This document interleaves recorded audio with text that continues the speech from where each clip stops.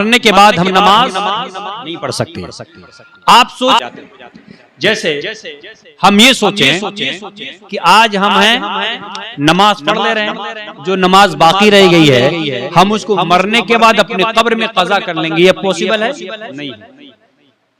नमाज हमको इसी जिंदगी में पढ़ना है, इंतकाल से पहले पढ़ना है। मरने के बाद हम नमाज नहीं पढ़ सकते। आप सोचिए कि आप पर हज फर्ज है, आपने हज नहीं किया, आप इंतकाल के बाद अपने कब्र से चले जाएंगे हज करने के लिए, तो आप कर सकते हैं? नहीं कर सकते। आपका अकीदा, अगर आप ये सोचो कि हम आज उम्रा नहीं कर पा रहे हैं, इंतकाल के बाद उम्रा कर लेंगे, तो आप कर सकते हैं? नहीं कर सकते। आज कुरान की तिलावत आप नहीं कर रहे हैं, आप सोचे इंतकाल के बाद कुरान की तिलावत कर लेंगे, क्या ये मुमकिन है? नहीं। क्यों? इसलिए कि इंतकाल के बाद नामाए आमाल मुनक़ता हो जाते हैं, नेकियों का जो रजिस्टर वो बंद हो जाता है, नेकियों का दरवाजा बंद हो जाता है।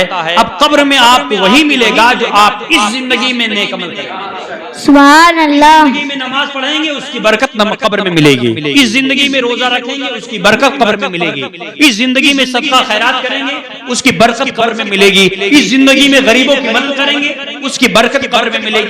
लेकिन अगर आप इस जिंदगी में कुछ नहीं कर सके, मरने के बाद कुछ नहीं कर सके। लेकिन औलिया किराम का मसला इससे अलग है, अंबिया किराम का मसला इससे हटकर है, शहीदों का मसला इससे बिल्कुल हटकर है, सहाबा का मसला इससे बिल्कुल अपोजिट है। एक हदीस शरीफ सुना दूं इंशाअल्लाह ताला, मुझे यकीन है कि हदीस शरीफ आप सुनेंगे बरम मर्दा में, आपको लगेगा कि हम मदीना शरीफ में बैठे हैं। आप सुनेंगे? अगर सुना दूं सुनने के लिए बेदार हैं तो एक बार तड़प कर प्यारे नबी के नाम से मोहब्बत से बोल दे सुभान अल्लाह, सुभान अल्लाह, और मोहब्बत से सुभान अल्लाह, सुभान अल्लाह के नाम से बोले सुभान अल्लाह, सुभान अल्लाह। आप देखें ये हदीस पाक तिरमिज़ी शरीफ जिल्द 2 में मौजूद है, ये हदीस पाक मिश्कात शरीफ में मौजूद है। हदीस पाक ये है अन इब्न अब्बास रज़ियल्लाहु ताला अन्हुमा क़ाला ज़रबा बाज़ो अस्हाबिन नबी सल्लल्लाहु अलैहि वसल्लम ख़िबाहु अला क़ब्रिन व हुवा ला यहसिबु अन्नहु क़ब्रुन फ़इज़ा फ़ीहि क़ब्रु इंसानिन यक़रअु सूरतल मुल्क हत्ता ख़तमहा फ़ातन नबी सल्लल्लाहु अलैहि वसल्लम फ़क़ाला या रसूलल्लाह ज़रबतु ख़िबाई अला क़ब्रिन व अना ला अहसिबु अन्नहु क़ब्रुन फ़इज़ा फ़ीहि क़ब्रु इंसानिन यक़रअु सूरतल मुल्क हत्ता ख़तमहा सुब्हानल्लाह, सुभान अल्लाह। आप समझिए, ये हदीस शरीफ सुनाया मैंने, क्या सुनाया? हदीस शरीफ सुनाया हूं मैंने। ये हदीस शरीफ तिरमिज़ी शरीफ में है, जो हदीस की 6 मशहूर किताबें हैं जिसे सिहाए सित्ता बोलते हैं, उन किताबों की हदीस जिसे बोलते हैं तिरमिज़ी शरीफ। समझ रहे ना? बुखारी शरीफ, मुस्लिम शरीफ, उसके बाद तिरमिज़ी शरीफ। तिरमिज़ी की ये हदीस है। अब इसका तर्जमा सुन लीजिए, इससे फैसला कर लीजिएगा कि सुन्नी हक पर है कि नहीं है। सुन लीजिए आप, हजरत अब्दुल्ला इब्न अब्बास रज़ियल्लाहु ताला अन्हुमा रिवायत करते हैं, वो कहते हैं कि मैं सफर कर रहा था, सफर करते करते शाम हो गई, सूरज ढलने लगा। उन्होंने सोचा कि हम एक जगह पर खेमा लगा देते हैं, रात में सफर नहीं करेंगे। उन्होंने एक जगह पर खेमा लगा दिया और खेमा लगाने के बाद अपने खेमे में बिस्तर लगाया और आराम करने लगते हैं। इशा की नमाज के बाद जब अपने बिस्तर पर लेटते हैं तो हदीस शरीफ के अल्फाज हैं कि जब बिस्तर पर लेटे आधी रात में जमीन के नीचे से कुरान की तिलावत की आवाज आने लगी। सुभान अल्लाह। समझ रहे ना? जमीन के नीचे से कुरान की तिलावत की आवाज आने लगी। ज़रब तो ख़िबाई अला क़ब्रिन व अना ला अहसिबु अन्नहु क़ब्रुन फ़इज़ा फ़ीहि क़ब्रु इंसानिन यक़रअु सूरतल मुल्क हत्ता ख़तमहा। कहते जहां पर मैंने खेमा लगाया था मुझे नहीं पता था कि यहाँ पे किसी की कब्र है। कहते लेकिन रात में इसी कब्र के नीचे से एक इंसान की कुरान की तिलावत की आवाज आ रही थी। एक बंदा जो उसी कब्र से कुरान की तिलावत कर रहा है, कुरान की तिलावत की आवाज कहते हैं सूरह मुल्क की तिलावत कर डाला। एक आयत की तिलावत नहीं, 2 आयत की तिलावत नहीं, 3 आयत की तिलावत नहीं, 4 आयत की नहीं, पूरे सूरह मुल्क की तिलावत कर डाला। वाना ला अन्नहु फइदा फीह क़ब्रु इंसानिन यक़रअ सूरतल मुल्क हत्ता खतमा, यहां तक कि वो सूरह मुल्क की तिलावत करता है, मुकम्मल किया, हत्ता खतमा, मुकम्मल किया, पूरा पूरी सूरत पढ़ डाली। कौन पढ़ा है?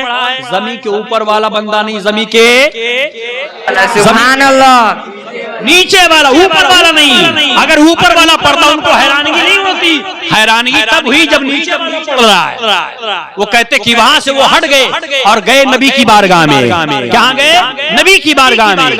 वाना ला अहसिबु अन्नहु फइदा फीह क़ब्रु इंसानिन यक़रअ सूरतल मुल्क हत्ता खतमा। अब आगे अल्फाज फातन नबी सल्लल्लाहु अलैहि वसल्लम, कहते हुजूर की बारगाह में आया, हुजूर की बारगाह में आया, हुजूर फजर की नमाज पढ़ा रहे। मेरे नबी ने जब सलाम फेरा, अस्सलाम वालेकुम रहमतुल्लाह, अस्सलाम वालेकुम रहमतुल्लाह, तो वो खड़े हो गए, या रसूलुल्लाह एक बात पूछनी है।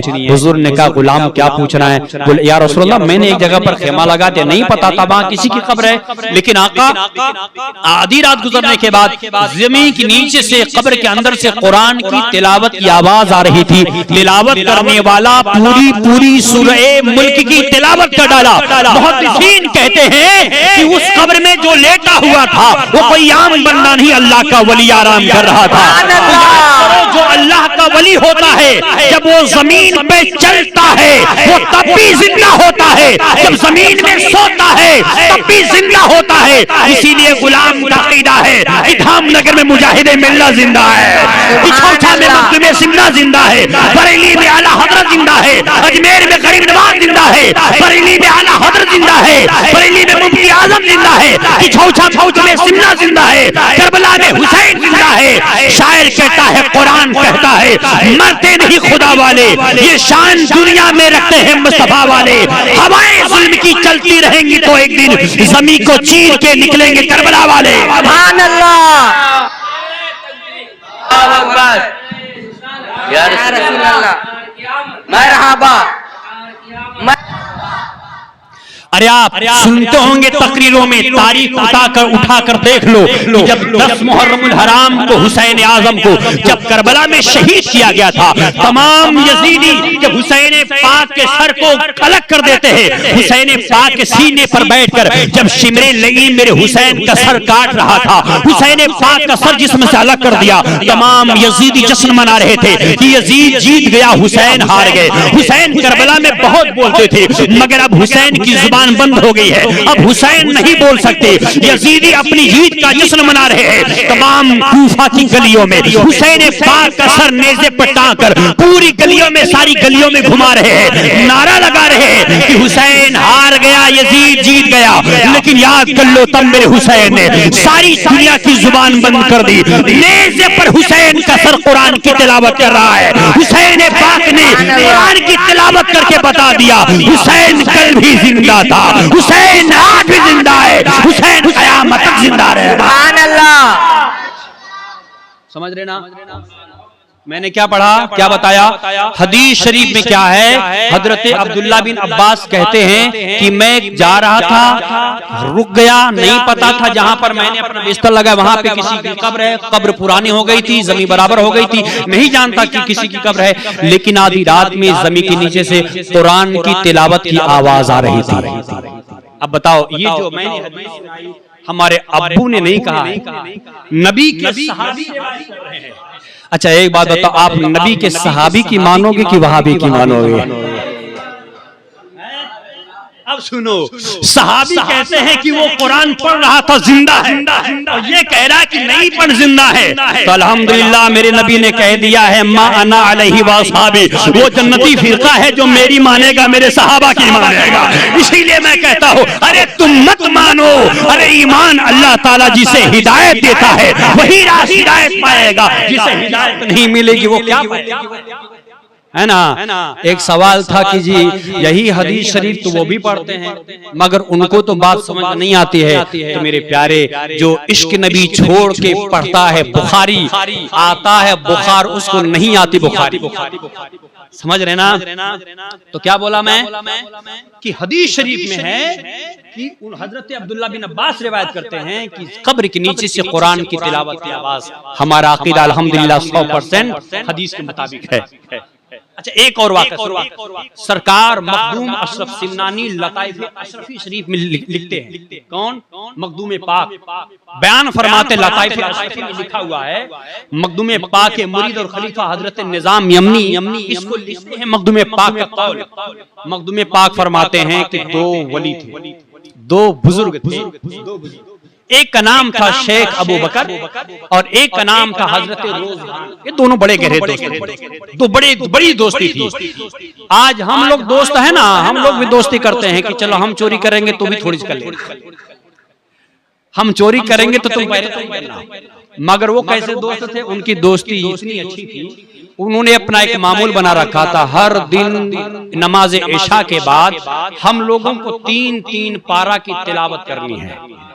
दोस्ती हर दिन इनका मामूल था, रोज ये 6 पारा पढ़ते थे, 6 पारा दोनों मिल 3 पारा हजरत रोज़बान पढ़ते थे, 3 पारा हजरत शेख अबू बकर।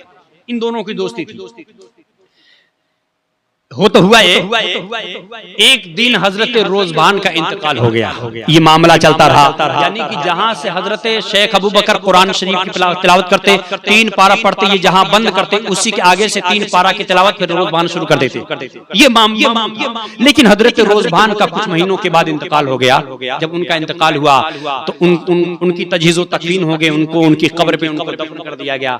उसके बाद में अब हजरत शेख अबू बकर तन्हा बचे, अपने दोस्त की जुदाई उनकी बड़ी सता रही है। वो दोस्त की याद आई, कहते हैं कि आज मैं डेली कुरान पाक जो 3 पारा पढ़ता था अपने घर में पढ़ता था या मस्जिद में पढ़ता था, आज मैं अपने दोस्त की कब्र पे सुभान अल्लाह, अपने दोस्त की कब्र पे पढ़ूंगा। हजरत शेख अबू बकर कुरान करीम पढ़ने के लिए अपने दोस्त की कब्र हजरत रोज़बान की कब्र पे गए और कब्र के पास बैठकर वहां 3 पारा की तिलावत कर रहे हैं। जहां जैसे ही 3 पारा मुकम्मल हुआ, आंख से आंसुओं का सैलाब जारी हो गया, रोने लगे, कहने लगे ऐ मेरे दोस्त, काश अगर आज तू जिंदा होता तो आगे से जहां से मैं बंद करता वहां से तू 3 पारे की तिलावत कर देता, लेकिन मेरे दोस्त मुझे अफसोस है कि तू नहीं है।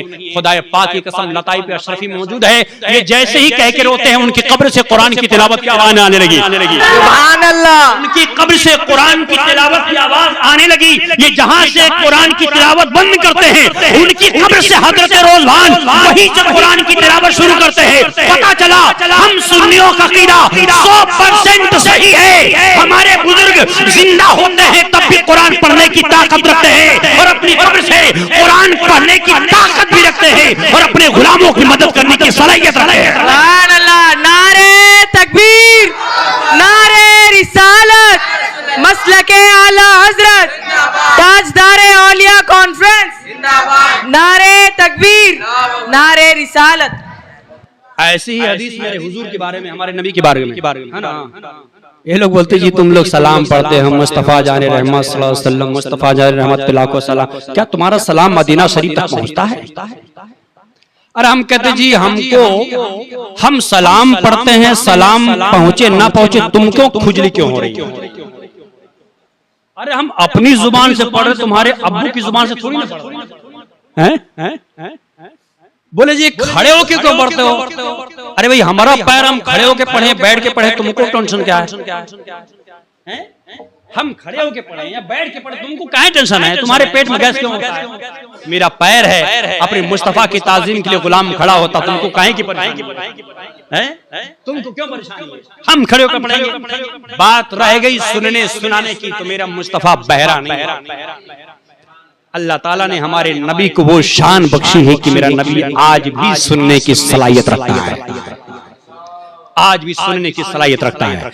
हमारे नबी की सिरत जिंदा है, ये भी हदीस शरीफ में है। अय्याम कि जब यजीद पलीद ने मक्का मुअज़्ज़मा और मदीना मुनव्वरा पर जब चढ़ाई की थी, जब उसने हमला करा था, यजीद पलीद, उसमें सैकड़ों हजारों साहबे किराम को शहीद किया गया था। उस वक्त खाने काबा में जो हजरत इस्माइल इस्लाम की जगह जिस दुम्बे की कुर्बानी हुई थी, उसकी जो सींग रखी गई थी, शैतानों ने उसको जला दिया था। उसके बाद मदीना शरीफ में हमला किया, उस बहुत सारे सहाबा को शहीद किया गया। उस वक्त एक सहाबी रसूल थे जिनका नाम था, एक मशहूर ताबई थे जिनका नाम था हजरत सईद बिन मुसय्यब। वो मस्जिद नबी शरीफ में मौजूद थे, दीवानों की तरह रहते थे। हदीस शरीफ के अल्फाज है, लम्मा काना अय्यामुल हर्रा, यानी कि जब अय्याम हर्रा, यानी कि जब यजीद वलीद ने जो हमला किया था, लम युअज़्ज़न फी मस्जिद नबी सल्लल्लाहु अलैहि वसल्लम सलातन व लम युक़म सलातन, यानी उस वक्त जब यजीद ने हमला कराया था तो 3 दिन तक मस्जिद नबी शरीफ में ना अजान हुई ना इकामत, यानी अजान 3 दिन तक ना अजान हुई और ना ही इकामत हुई। समझ रहे ना? तो उस वक्त हजरत सईद बिन मुसय्यब मस्जिद में रहते थे। यजीदियों ने उन्हें पागल और मजनून समझ के छोड़ दिया था, तो उन्हें नमाज के वक्तों का पता नहीं चल पाता था। हजरत सईद बिन मुसय्यब को कि फजर का टाइम कब हुआ, जोहर का कब हुआ, असर का कब हुआ। अब आज ना मोबाइल टाइम है, आज तो घड़ी आज है ना, उस जमाने में तो घड़ी थी नहीं। मोबाइल आज अलार्म बज रहा, उस वक्त तो घड़ी थी नहीं, मोबाइल था नहीं, तो नमाज के वक्तों का पता उन्हें नहीं चल पाता था। हजरत सईद बिन मुसय्यब को क्यों 3 दिन तक ना अजान हुई ना इकामत हुई, क्योंकि अकेले थे, वो अकेले थे, तन्हा थे उस मस्जिद नबी शरीफ में।